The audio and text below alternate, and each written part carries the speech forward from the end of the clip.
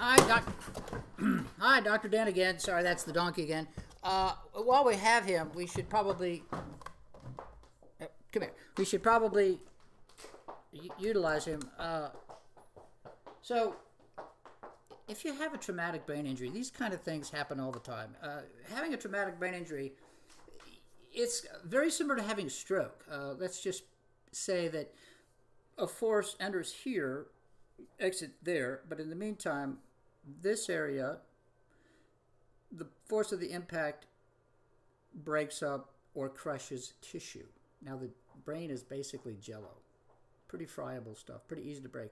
And then, but it swims around in some fluid, and the whole thing is pushed over to this side, and then this side of the brain gets squished, banged up, okay?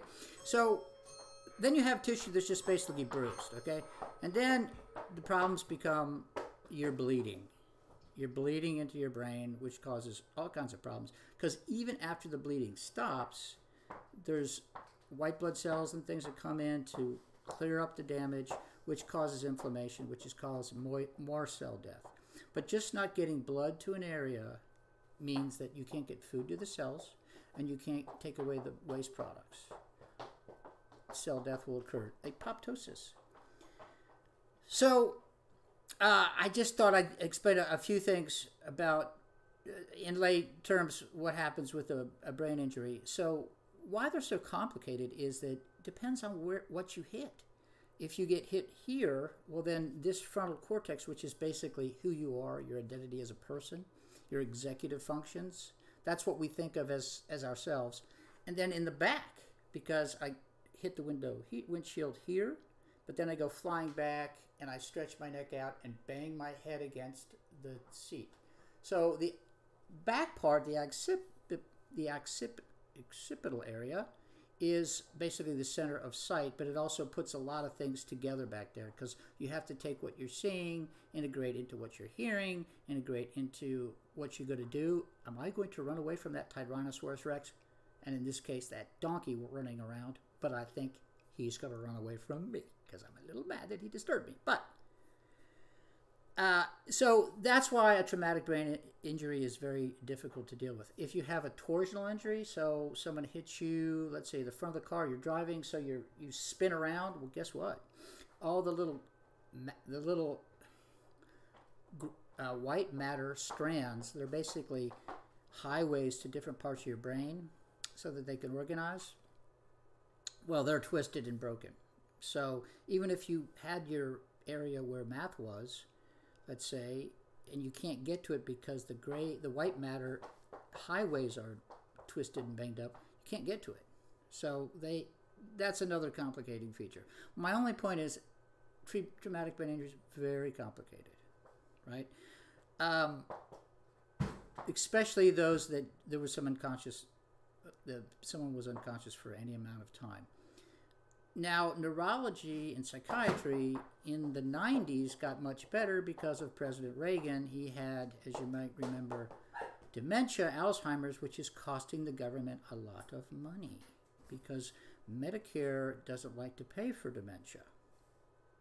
I know this because I diagnosed my father with Alzheimer's, and it broke the bank on trying to get him fixed and caretaking. So they launched a lot of research, and the 90s is definitely the decade of the brain, and that's good because they found out all kinds of stuff. Nevertheless, it's still very, very difficult to treat TBIs. Not a lot of people know how to do it. I did family practice till my accident. The people that know how to do this are basically neurocognitions or neurologists who specialize in traumatic brain injury, and or psychologists who specialize in brain injury. The point is you have to be in really understanding your brain injury business. Now there's doctors, like medical doctors, and PhDs that do this work, okay? One of my jobs is to let you know how complicated it is and what kind of treatment you're going to need. But my point today is very simple. It's a very complicated disease depending on what you knocked out, and then you have to rehab that. If you knocked out your sight area, then you can't see very well. If you knocked out here, your Wernicke's and Broca area, then you can't really talk very well, right? If you knocked out back under here, then you keep then you don't have much coordination, and what do? You fall again, hitting your head, adding to the trauma.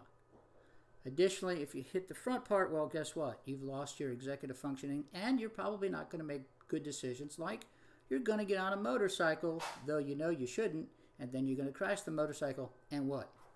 2 TBIs. Oh my God. Okay, so that's all thing I wanted to do today, is kind of introduce you into this whole concept of traumatic brain injury without getting too complicated about it. And later on, we're going to talk about service dogs, which I highly, highly, highly recommend with a TBI. It's a very difficult disease. Injury, often you are abandoned by everybody you know because you're just not the same person, and you have personality changes, and you need a lot of caretaking, and people abandon you. Yes, it will happen to you if you have a TBI. So I want to address the TBI people who are listening to this. That will happen. If it does, soon, thank God, most of the time it does. But the caretakers, if I can give you some information on what's going on, perhaps you can help your TBI friends, spouse, children, but certainly maybe it'll be helpful, and please don't abandon them. But if you do, give them a service dog before you go, because the service dog will never abandon them, like Chewy has never abandoned me. In 8 years I've had Chewy, I've been away from him for about 40 hours.